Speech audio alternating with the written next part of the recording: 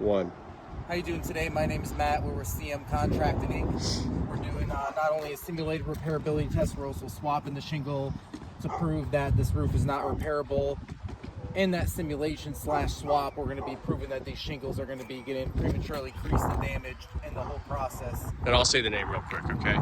This is for Gregorchik at 34454 Cliffcreek Court in Wesley Chapel, Florida, 33545.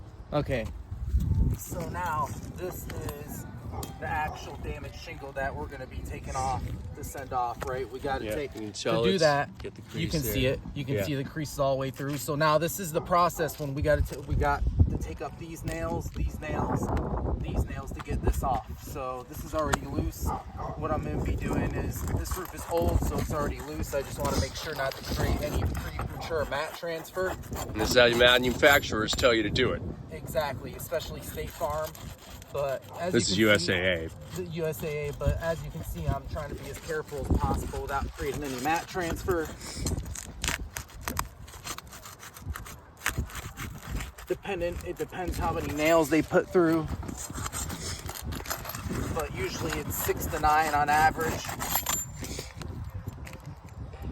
In Florida, by code, it has to be a minimum of 6. All right, so this is the one we're taking out. Yeah. So let's start taking out the nails now.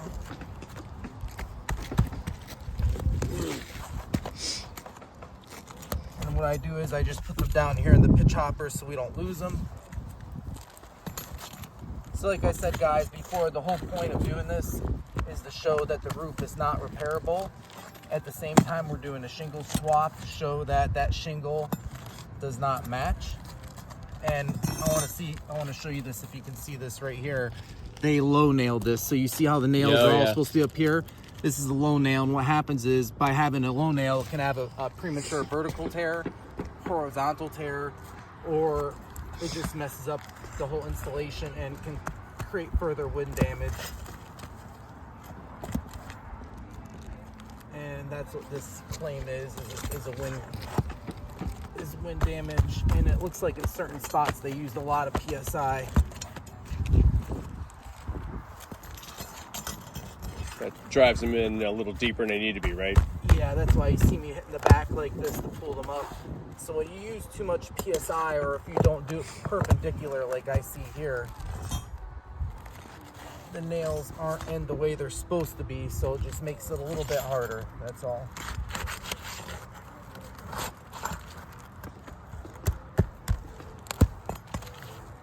The nails should be a little bit easier to get out than this, but this is how it is when you're working with different manufacturers, different crews, whatnot. Like I said, the whole process of this. That one's not in straight, is it? No. No, you can see that it's not in perpendicular. Huh. And the problem with that is it's harder for us to get the nail out, right? Which just makes our job doing a simulated or an actual real repairability test. Okay, so now we're going up to the second level. As you can see, I'm literally having to drive the flat bar in there to get the nails out, because whoever did this put too much PSI. The nails aren't even at the right angle. Is that a pull through? Yeah. And they try to cover it up. As you can see, they try to cover up where they put the nails with asphalt, and they didn't even do a clear line. I don't know if you can see that in video, but it should be a clear line. They just use spots, which is big no-no installation process. But you can see how much force I'm having to put in to get these nails are. So their PSI was definitely turned up all the way. And right here you can see, so here you go, you can see some mat transfer right here. That is not my fault. That is just because me having to get this shingle up right here. And I want to show you before we even starting to nail things off. I don't know if you can see us from a side view. Get the side view. See the delamination. Oh, yeah, it's already going. Here, wait, here, let me get a better. Yeah. Look at the delamination that's already happening. Point to it. And we haven't even started nailing Point things to it on the top where it's going on. Right here. See the delamination? So what happens is when the tabs start getting delaminated like this, it causes premature creasing, and it just damages it faster. That's damage right there, isn't it? Is that delaminated shingles is considered damage? Yes.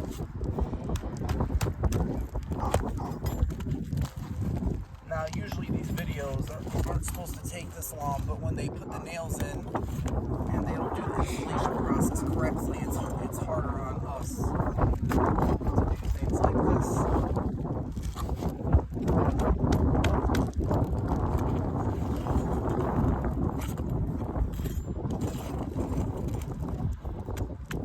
And some of the nails don't even match. Some of them are 1 inch, some are half an inch. That's all They there is. just, yeah. Right here we got a rip already. Okay, If you yeah. want to zoom in on that, we got a tear right here already. You see it? Put a little chalk on it. Yeah. And we're not even done yet. So, all right, let's see. So we got a nail over here somewhere. Right there, that one. And you can see, look, it's already going through because they use too much PSI, and it's gone completely through the shingle. Okay, now, wow, we still got one more over here. Looks like they used 8 nails on this second level.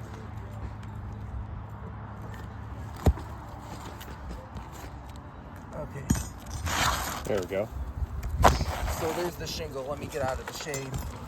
As you can see, minimal mat transfer. So mat transfer would only be these little tiny parts like this. Not these blobs, but where you can see the actual, the fiberglass or the felt coming through. But as you can see, there's minimal mat transfer right there. No mat transfer at all except for this one spot, just because it happens when you're trying to simulate or repair a shingle, right? Yeah. So this is the shingle that has been taken out. This is what's going to be being sent in. And this is the shingle that is being replaced with, i.e. match, whatever they want to call it. So let's see how it fits. And let me see. It doesn't have the brand name. These shingles are so old, it doesn't even say what they are, but I'm guessing they're Certainty shingles.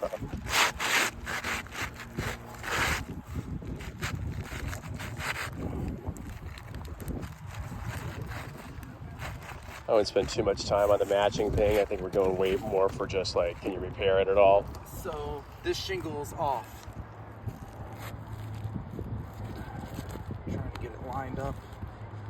A little short. So it's a little long Oh. in exposure, and I want you to come over here and look at this gap. Get out of the shade. Look at how thick that gap is. Oh yeah. So, and we're not even done, right, guys? This is just swapping the shingle to make sure they don't get water damage without a tarp, right? A shingle is going to work the best, but this gap is a problem. So now our next step is actually nailing everything back in, right? You gotta do that without causing further damage. So this is where... But it's already a fail right over there, right? It's already been a fail because of the tear. Yeah. But this is what's really going to prove to us whether or not this shingle... Because so here's the problem. And you got delamination too. You see the delamination going all the way through. And you're not Right here, you're not really right cranking here. it up there past So, 45. For State Farm and most insurance companies, they want you to do a 45-degree angle, which is about right around here, right? But here's the problem with that. How am I supposed to do that? Well, look at that. I'm going to be clipping the thing while trying to put the nails up. So here's the problem. I have to put it up like this. Because those got to go in perpendicular. Because they have to go in exactly the right way. So I start off slow by getting it in the right way. Boom. That's how you're supposed to put the nail in. Properly. Per instructions of insurance company. And you can already see You got some creasing too. You can see creasing happening already. You see it? Delamination. Excuse my French, out the ass. But right there, look at, you got creasing already. So let's keep going here. And I'm using the same holes, but I'm just putting them in perpendicular to the roof.